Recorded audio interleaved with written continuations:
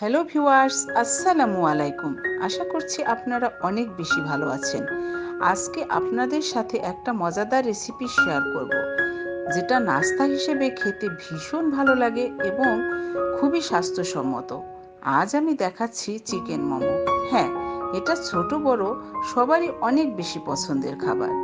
So আর কথা না বাড়িয়ে let's go to my kitchen. প্রথমে আমি এখানে একটা মিক্সিং বল নিয়ে নিয়েছি।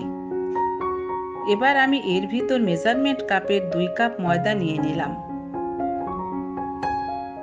মোমোর বাইরের আবরণটা তৈরির জন্য প্রথমে ময়দার একটা ডো বানিয়ে নিতে হবে। এর জন্য ময়দার ভিতরে প্রথমে দিয়ে দিলাম 1 চা চামচ পরিমাণ লবণ এবং 2 চা চামচ পরিমাণ সাদা তেল। এবার ময়দার সাথে ভালোভাবে মিশিয়ে নিতে হবে। লবণ ও তেল মেশানো হয়ে গেলে এবার এর ভিতর অল্প অল্প করে পানি দিয়ে একটা ডো বানাতে হবে। আমি একসাথে বেশি পানি দেব না, একটু একটু পানি দিয়ে রুটি ও পরোটা বানাতে যেরকম ডো বানাতে হয় ঠিক সেই রকম একটা ডো বানিয়ে নেব। আমার ডো তৈরি হয়ে গিয়েছে। এবার চলে যাব মোমোর ভিতরের পুরটা তৈরির জন্য। আমি এখানে মুরগির বুকের মাংস হাড় ছাড়িয়ে এভাবে ছোট ছোট পিস করে কেটে ধুয়ে পানি ঝরিয়ে নিয়েছি। এবার এই মাংসগুলো আমি কিমা করে নেব।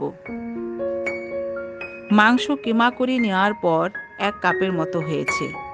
এবার এর ভিতর প্রথমে দেব হাফ কাপ পেঁয়াজ কুচি, 8 থেকে 10টি কাঁচামরিচের কুচি।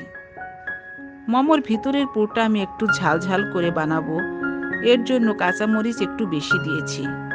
আপনারা ঝাল পছন্দ না করলে একটু কমিয়েও দিতে পারবেন। এবার দেব 1 চা চামচ আদা বাটা ও 1 চা চামচ রসুন বাটা। আরও দেব 1 টেবিল চামচ পরিমাণ বাটার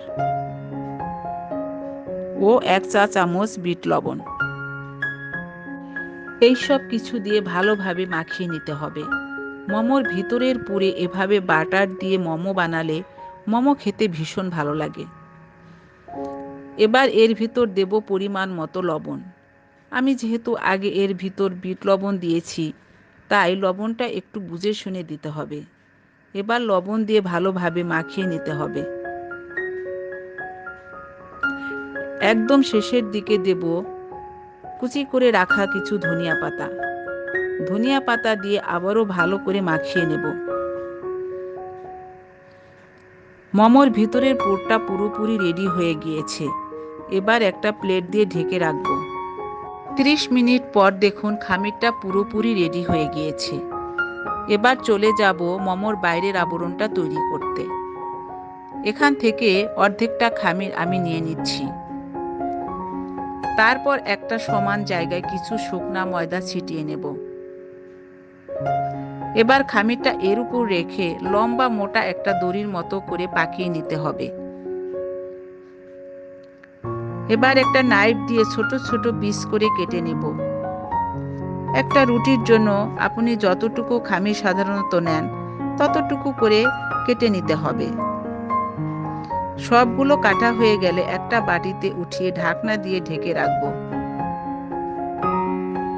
এবার আরও একটু শুকনা ময়দা ছিটিয়ে নিয়ে একটা রুটির মতো করে পারলে রুটি থেকে আরও একটু পাতলা করে বেলে নিতে হবে। আমার রুটি বানানো হয়ে গিয়েছে। এবার এই রকম একটা স্টিলের বাটি দিয়ে একটা বড় রুটি থেকে ছোট ছোট 3টি রুটি কেটে বের করে নেব। একটা একটা করে বানাতে গেলে সময় বেশি লাগে, তাই এইভাবে বাটি দিয়ে কেটে কেটে মোমো বানালে অল্প সময়ে অনেক বেশি মোমো বানানো যায়। এবার এখান থেকে একটা ছোট রুটি নিয়ে আমি যে পুরটা বানিয়ে নিয়েছি সেখান থেকে একটু পুর নিয়ে এর ভিতর দিয়ে সারিতে যেভাবে কুচি দেয় ঠিক সেইভাবে বড় বড় কুচির মতো করে দিয়ে একটা জায়গায় নিয়ে মুখটা ভালোভাবে আটকে দিতে হবে। আমি এইভাবে আরও 2টো মোমো বানিয়ে দেখাচ্ছি। অনেকেই অনেক ডিজাইনের মোমো বানিয়ে থাকেন, কিন্তু আমার কাছে মোমোর এই ডিজাইনটা বেশ ভালো লাগে, তাই আমি এইভাবে সবগুলো মোমো বানিয়ে নেব। আমি এখানে 1 প্লেট মোমো বানিয়ে নিয়েছি। এবার এগুলো স্টিম করে নেয়ার পালা। এবার চুলায় একটা রাইস কুকার বসিয়ে দিয়েছি। রাইস কুকারের নিচের অংশে পানি দিয়ে দিয়েছি এবং পানি গরমও হয়ে এসেছে। এবার রাইস কুকারের উপরের অংশে একটু সাদা তেল ব্রাশ করে নিচ্ছি। তেল ব্রাশ করে দিলে মোমোগুলো কুকারের সাথে লেগে যাবে না। এবার এর ভিতর একটা একটা করে মোমোগুলো দিয়ে দিব। এমনভাবে দিতে হবে যাতে একটার সাথে আরেকটা লেগে না যায়।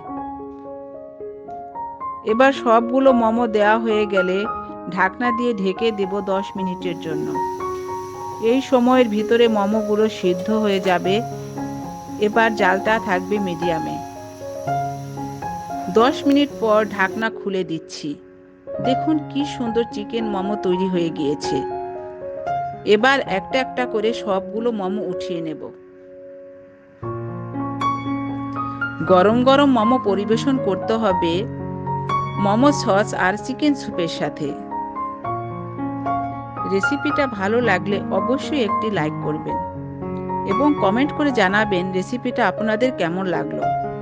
আমার চ্যানেলে নতুন বন্ধু হয়ে থাকলে সাবস্ক্রাইব করার জন্য অনুরোধ রইল এবং পাশে থাকা বেল আইকনটা অবশ্যই প্রেস করে দেবেন, কারণ আমার চ্যানেলে আমি যখন কোনো নতুন রেসিপি দেব তখন খুব তাড়াতাড়ি আপনাদের কাছে পৌঁছে যাবে। আবার হাজির হব মুখরোচক অন্য কোনো রান্নার ভিডিও নিয়ে। আল্লাহ হাফেজ।